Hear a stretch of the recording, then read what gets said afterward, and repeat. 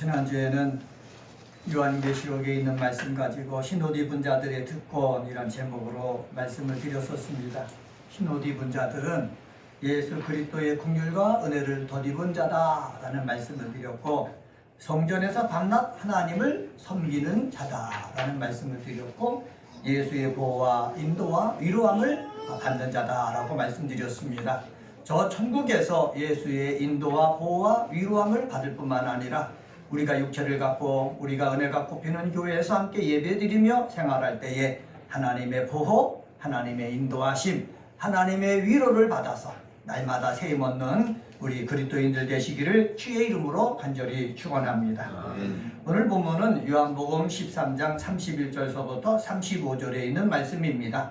이 말씀은 최후의 만찬 석상위에 제자들과 함께 식탁을 나누었습니다. 그런데 가룟 유다가 예수를 팔려는 생각이 가룟 유다 속에 마귀가 집어넣으니까는 가룟 유다가 최후의 만찬장을 빠져나갔습니다. 빠져나간 후에 예수님께서 11명의 제자와 더불어서 아주 깊은 진리의 말씀을 가르치시는 내용이 우리 13장 31절서부터 나옵니다. 그래서 이것을 가지고 신학적으로 다락방 강하다 이렇게 얘기를 합니다. 이것을 우리가 살펴볼 텐데, 오늘은 세계명을 받은 자가 알아야 할 것들이란 제목으로 하나님의 말씀을 전하겠습니다. 한번 따라서 해볼까요? 세계명을 받은 자가 알아야 할 것들. 예수님께서 세계명을 주시려고 11명의 사도에게 말씀을 하시고 있는 것이 오늘 본문입니다. 그런데 이 세계명을 받은 자가 알아야 될 것이 있는데, 그것은 바로 무엇이냐? 예수님을 통해서 우리가 배울 수가 있다는 거죠. 첫 번째 31절 말씀입니다. 31절 말씀 같이 한번 읽겠습니다. 31절 시작. 그가 나간 후에 예수께서 이르시되 지금 인자가 영광을 받았고 하나님도 인자로 말미암아 영광을 받으셨도다.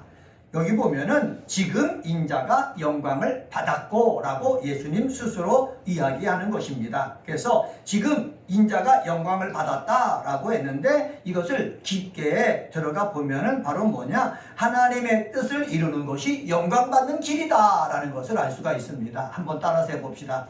하나님의 뜻을 이루는 것이 영광받는 길이다. 네, 여기서 인자가 지금 영광을 받았다라고 예수님은 얘기합니다. 인자가 영광을 받았다라는 말은 무엇입니까? 예수님이 하나님의 때가 되어서 십자가를 지기 위해서 먼저 나가신다는 거지요. 그리고 얼마 있지 않으면은 십자가에 달려 죽으십니다. 이 죽으시는 것이 미래적인 일이지만은 예수님께서는 지금 내가 고난을 향해서 앞으로 나아갈 것인데, 나는 이미 그 자체가 하나님의 뜻을 이루는 것이기 때문에 하나님께 영광이 되겠지만은 나 자신에게도 뭐가 된다? 영광이 된다. 이것을 알고 계셨고 이것을 고백하고 있고, 이것을 고백하는 이유는 바로 뭐냐? 우리 11명의 제자들이 앞으로 믿음을 가지고 예수님이 하셨던 것처럼 천국 복음을 증거하며 삶을 살아나갈 때 고난받는 거, 그것은 바로 내가 뭐를 받는 것이다? 영광을 받는 것이다 라는 것을 가르쳐주기 위한 것입니다. 한번 따라서 해봅시다. 내가 하나님의 뜻을 행하기 위해서 고난받는 것은 영광을 받는 것이다. 이 생각이 우리들에게 있어야 된다는 거예요. 이전에 제가 젊었을 때에 한국교회에 성령의 바람이 불었습니다. 그때는 교회가 개척되고, 교회가 개척되면은 기도하는 많은 그리스도인들이 내가 저 교회 가서 봉사해서 교회를 성장시켜야 되겠다. 내가 저기에 가서 열심히 봉사해가지고 하나님 앞에 영광 돌리는 일을 많이 해야 되겠다. 그렇게 생각하고 조그만 교회로 가서 예배 생활하고 복음전도 하고 그러면서 교회를 키웠습니다. 그래서 지금까지 여기까지 왔거든요. 그런데 지금은 어떻습니까? 지금은 작은 교회는 갈수록 없어지고 있습니다. 큰 교회만 커나가는 것입니다. 왜 이렇게 되었습니까? 편하게 믿음 생활하는 것으로 바꿨기 때문에.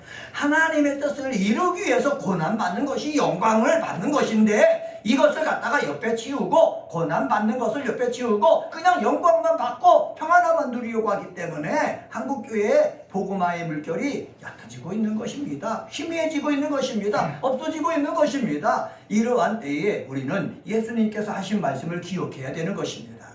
내 삶이 힘들고 내가 하는 일이 약간의 고통스러움이 있지만은 이것이 하나님의 뜻을 이루는 길이라면은 어떻게 내가 이것을 감수하겠다. 이 자세를 가지고 예수님처럼 믿음 생활하는 우리 그리스도인이 되시기를 주의 이름으로 간절히 축원합니다. 그런데 여기서 우리가 확신을 가져야 될 것이 있어요. 그것은 바로 뭐냐? 예수님께서 십자가를 짊어지기 위해서 그 길을 걸어가고 있지 않습니까? 걸어가고 있는데 예수님 말씀을 보면은 인자가 영광을 받았다라고 말씀하고 있어요. 한번 따라서 해봅시다. 인자가 영광을 받았다. 헬라어를 문법적으로 보면은 부정 과거 수동태를 사용하고 있거든요. 이것은 뭐냐? 이미 그렇게 되었다는 거야. 아직 내가 십자가를 짊어지지 않았지만은 내가 하나님의 뜻을 이루기에 작정하고서 지금 길을 걸어가고 있기 때문에 이미 내가 영광을 받았다는 것입니다. 그렇습니다. 우리 사랑하는 그리스도 여러분, 내가 하나님의 온전한 뜻을 이루지 않았지만은 그 길을 작정하고 내가 걸어가잖아요. 내가 헌신하잖아요. 수고하잖아요. 그러면은 그 헌신과 수고를 하나님은 보시고 예수님은 영광을 이미 나는 받았다는 거죠. 그렇게 걸어가는 그 모습 속에서 영광을 받았다고 제자들에게 선언해주고 있는 것입니다. 이것을 우리는 어떻게 해요? 확신해야 되겠습니다.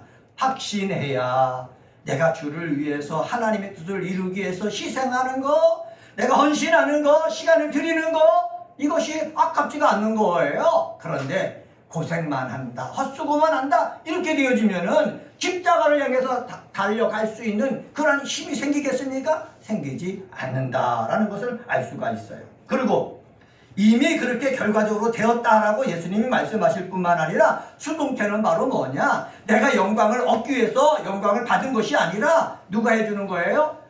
하나님이, 다른 사람이 해줘야 되는 거예요. 그 다른 사람, 해줄 사람은 누굽니까? 하나님이라는 거죠. 내가 십자가를 짊어지기 위해서 이 길을 걸어가는데 하나님께서 나를 영광스럽게 해주신다라는 확신이 누구에게 있었다?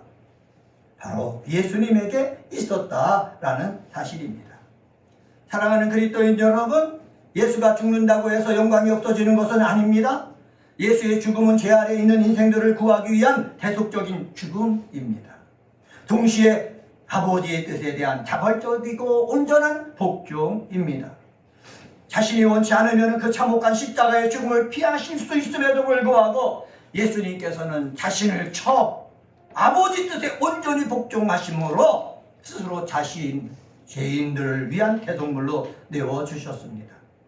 아버지의 뜻을 행하러 오신 분으로 자신의 역할에 충실하심으로 말미암아 누구 앞에 영광을 돌렸다?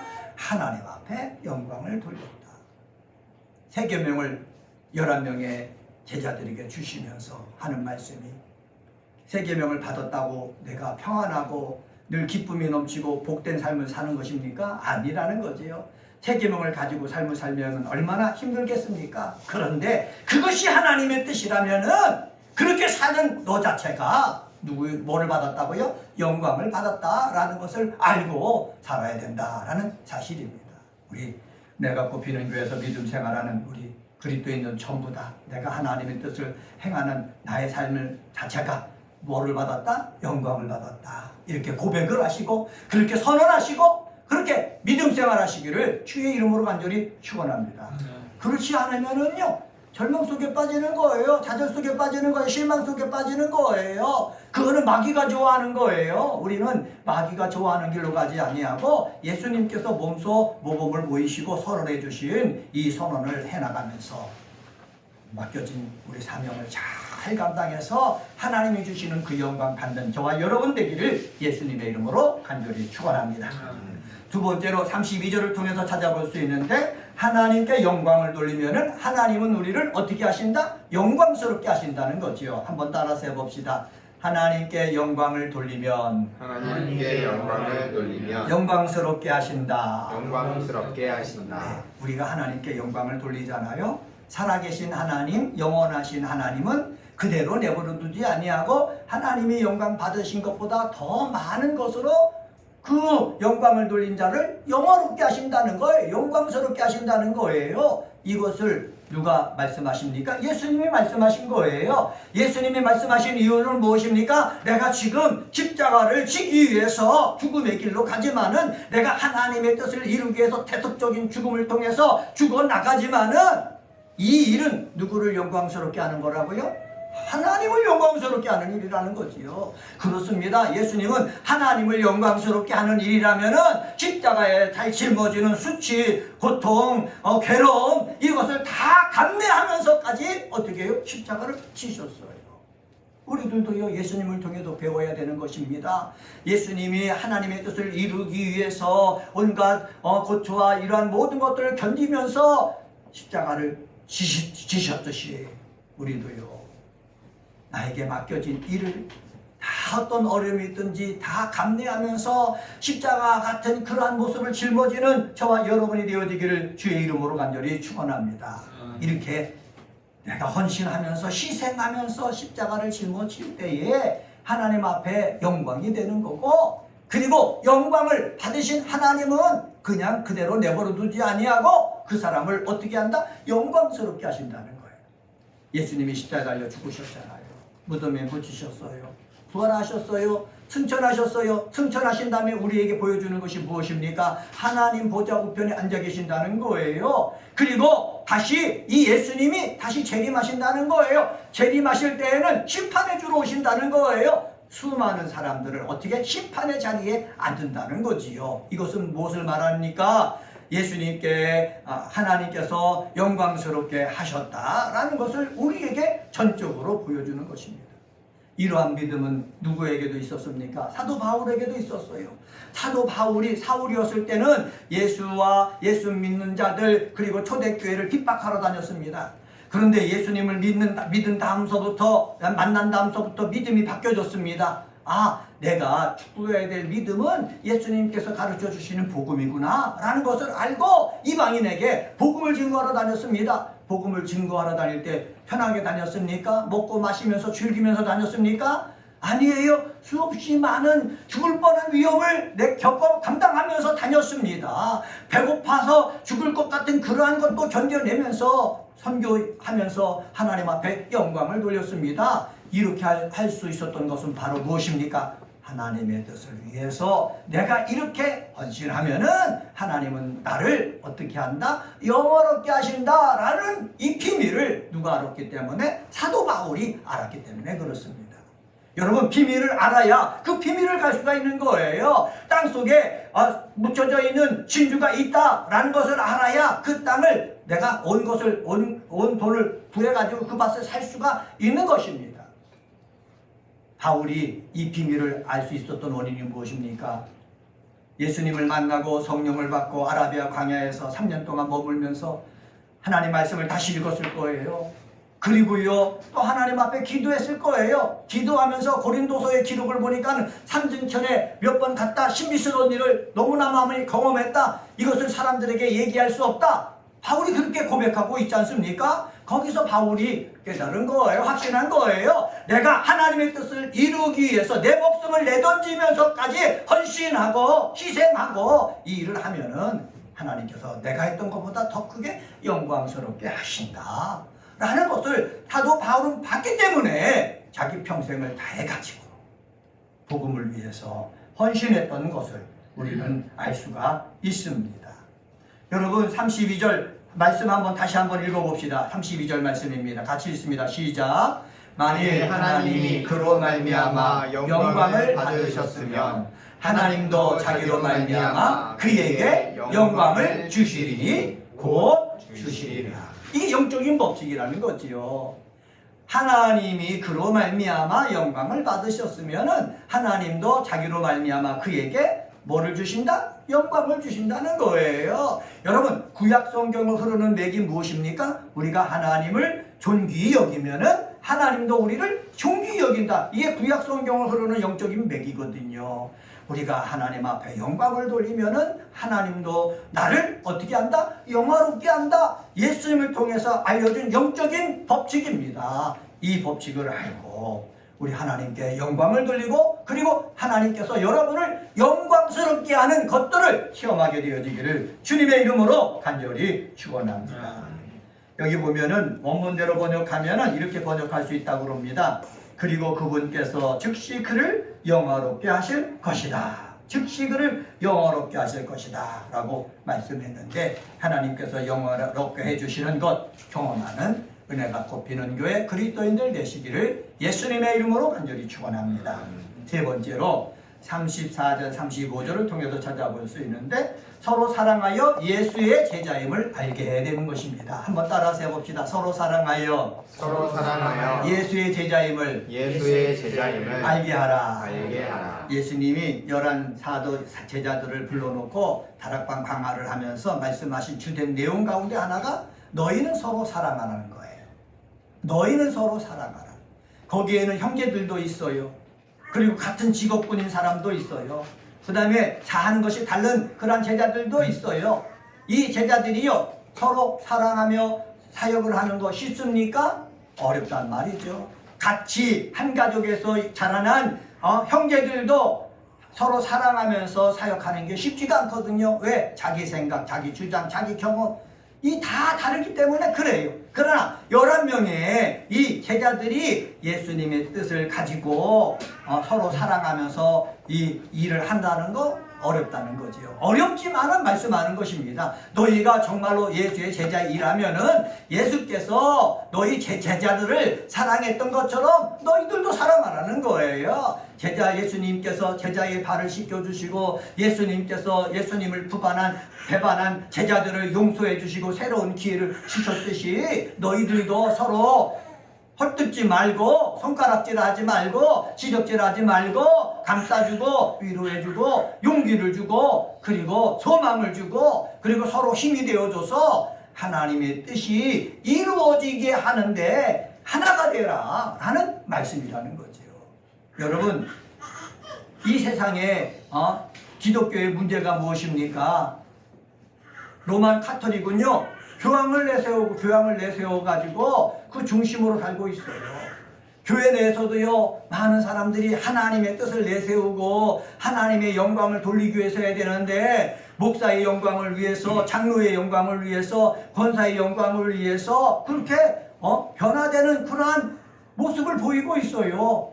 이것이 이렇게 되다 보니까 어떻게 해요? 예수님 당시에 제사장들과 서기관과 바리새인이 새롭게 등장하는 예수님을 죽이려고 했던 것처럼 이 먼저 기득권을 가지고 있는 목회자들, 교황 이런 사람들이 하나님을 뜻을 이루려고 애쓰는 사람들을 갖다가 억누르는 것이 지금 세상이라는 거지요. 이렇게 억눌러서 자기의 권위를 내세우는 세상 속에 우리는 빠져드는 것이 아니라 어떻게 해요? 하나님의 사람들은 서로 어떻게 해요? 사랑해가지고 하나님의 뜻을 그를 통해서 온전히 이루도록 하는데 우리가 힘을 보태줄 수 있는 그러한 영안이 열린, 마음이 열린 믿음의 사람이 되어야겠다라는 사실입니다. 예수님께서 세 계명이라고 그랬어요. 옛 계명은 무엇입니까? 하나님을 사랑하는 것 아닙니까? 또 내 이웃을 내 몸과 같이 사랑하는 것 아닙니까? 그런데 이것을 갖다가 예수님은 옛 계명이라고 그랬어요.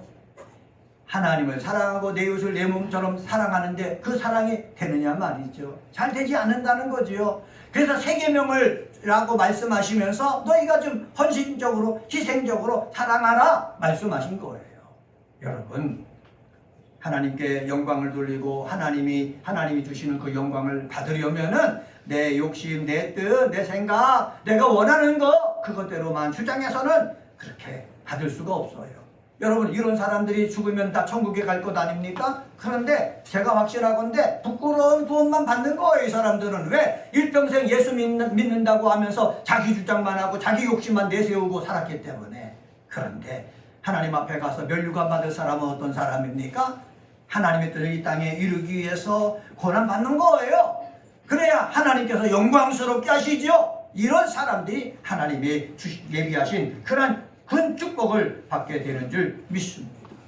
예수님은 분명히 말씀하셨습니다. 내가 너희를 사랑한 것 같이 라고 말씀하셨습니다. 우리의 모범은 누구예요? 예수님이에요. 주변에 다른 사람이 아닙니다. 다른 사람을 보고서 내 믿음은 이만하면 됐지, 내 헌신은 이만하면 됐지, 그러지 말고 우리는 예수님을 바라보면서 예수님처럼 내가 사랑해야 되겠다, 예수님처럼 내가 용서해야 되겠다, 예수님처럼 죄로 져서 죽을 수밖에 없는 사람들을 내가 새로운 길로 인도하는 그러한 말과 행동을 하는 사람이 되어야 되겠다, 예수님을 모범 삼고 나가는 저와 여러분이 되어지기를 주의 이름으로 간절히 축원합니다. 그러면은요 어떻게 해요? 사람들이 안다는 거예요. 저 사람은 정말 예수를 믿는 사람이구나 안다는 거예요.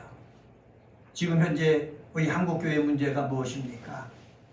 저 사람이 정말로 예수 믿는 사람이다 이렇게 칭찬하는 소리가 들려야 되는데, 아유 예수 믿는 사람이 또 죄를 졌네, 예수 믿는 사람이 또 저런 악한 일을 했네, 이 소문이 뉴스를 통해서 막 난단 말이에요. 왜 나게 하겠습니까? 마귀의 장난이죠. 복음화의 물결이 이 한국 땅에서 사라지게 하려고 그렇게 쓰는 거지요. 정권 잡기만 하면 뭐합니까? 이 복음에 반대되는 그런 결정을 하고 있는 거예요. 저는 그렇게 생각합니다.